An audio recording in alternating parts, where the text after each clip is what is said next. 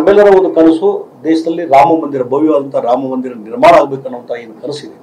ಹಿಂದೆ ಲಾಲ್ ಕೃಷ್ಣ ಅಡ್ವಾಣಿಯವರು ರಥಯಾತ್ರೆ ಮಾಡಿದಂಥ ಸಂದರ್ಭದಲ್ಲಿ ಹುಬ್ಬಳ್ಳಿ ಮಹಾನಗರಕ್ಕೆ ರಥಯಾತ್ರೆ ಬಂದಾಗ ಅದರ ಪೂರ್ತಿ ಅಲ್ಲೇನು ನೆಹರು ಮೈದಾನದಲ್ಲಿ ಬಹಳ ದೊಡ್ಡದಾದಂಥ ಸಾರ್ವಜನಿಕ ಕಾರ್ಯಕ್ರಮ ಇತ್ತು.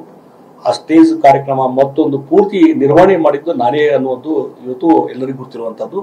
ಮತ್ತು ರಾಮ ಮಂದಿರ ನಿರ್ಮಾಣ ಮತ್ತು ಅದಕ್ಕೆ ಅಯೋಧ್ಯೆ ವಿಚಾರವಾಗಿ ಏನು ಹೋರಾಟ ನಡೆದು ಅದರಲ್ಲಿ ನಾವು ಇನ್ವಾಲ್ವ್ ಆಗಿದ್ದು ಮತ್ತು ರಾಮ ಮಂದಿರ ನಿರ್ಮಾಣ ಆಗಬೇಕನ್ನುವಂಥ ಸಂದರ್ಭದಲ್ಲಿ ಅದಕ್ಕಾಗಿ ಹಣ ಸಂಗ್ರಹಣೆ ಏನು ನಡೀತು.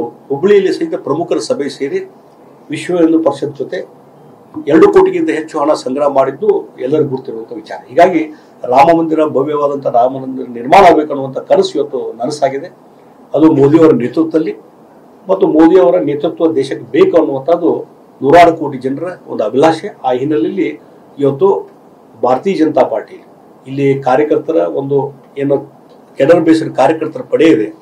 ನಾನು ಬೇರೆ ಬೇರೆ ಸಂದರ್ಭ ಬೇರೆ ಬೇರೆ ಜಿಲ್ಲೆಗಳ ಪ್ರವಾಸ ಮಾಡಿದಾಗೂ ಸಹಿತ ಅಲ್ಲಿದ್ದಂಥ ಭಾರತೀಯ ಜನತಾ ಪಾರ್ಟಿ ಕಾರ್ಯಕರ್ತರು, ನಾನು ಕಾಂಗ್ರೆಸ್ ಪಾರ್ಟಿ ಇದ್ದಾಗೂ ಸಹಿತ ನನಗೆ ವೈಯಕ್ತಿಕವಾಗಿ ಬಂದುಬಿಟ್ಟಾಗುವಂಥದ್ದು, ಜಗದೀಶ್ ಶೆಟ್ಟರ್ ನೀವು ಮತ್ತೆ ಮರಳಿ ಬರಬೇಕು ಅನ್ನುವಂಥ ಒಂದು ಕೂಗು, ಒಂದು ಧ್ವನಿ, ಅದರ ಜೊತೆಗೆ ರಾಜ್ಯ ನಾಯಕರ ಒಂದು ಕರೆ ಮತ್ತು ರಾಷ್ಟ್ರೀಯ ನಾಯಕರು ಅವರು ಸಹಿತ ಜಗದೀಶ್ ಶೆಟ್ಟರ್ ವಾಪಸ್ ಬರಬೇಕು ಅನ್ನುವಂಥದ್ದು ಒಂದು ಕರೆ ಮಾಡಿದಂಥ ಸಂದರ್ಭದಲ್ಲಿ ಅದಕ್ಕೆ ಸ್ಪಂದನ ಮಾಡುವಂಥ ಕೆಲಸ.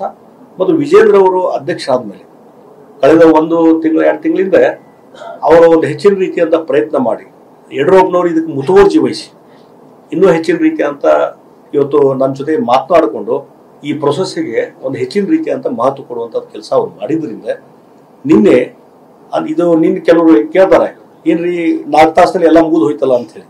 4 ತಾಸಿನ ಪ್ರಶ್ನೆ ಅಲ್ಲ, ಇದು ಕಳೆದ 5-6 ತಿಂಗಳಿಂದ ಪ್ರೊಸೆಸ್ ನಡೀತಿದೆ. ಕಳೆದ 1 ತಿಂಗಳಿಂದ ವಿಜೇಂದ್ರ ಅಧ್ಯಕ್ಷ ಆದಮೇಲೆ ಅದಕ್ಕೆ ಇನ್ನೂ ಹೆಚ್ಚು ಪ್ರೊಸೆಸ್ಗೆ ಸ್ಪೀಡ್ ಬಂತು.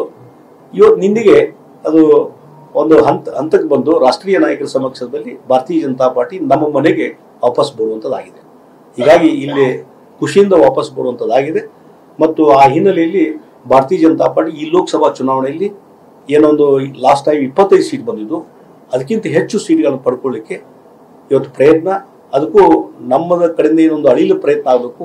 ನನ್ನ ಸಂಘಟನೆಯಲ್ಲಿ ಮೊದಲಿಂದ ತೋರಿಸುವಂಥ ವ್ಯಕ್ತಿ, ಇಡೀ ರಾಜ್ಯದಲ್ಲಿ ಪ್ರವಾಸ ಮಾಡಿ ಭಾರತೀಯ ಜನತಾ ಪಾರ್ಟಿ ಯಾವ ರೀತಿ ಡೈರೆಕ್ಷನ್ ಕೊಡ್ತದೆ ಆ ಸಂಘಟನೆಯಲ್ಲಿ ತೊಡಗಿ ನಾನು ಕೆಲಸ ಮಾಡ್ತೀನಿ.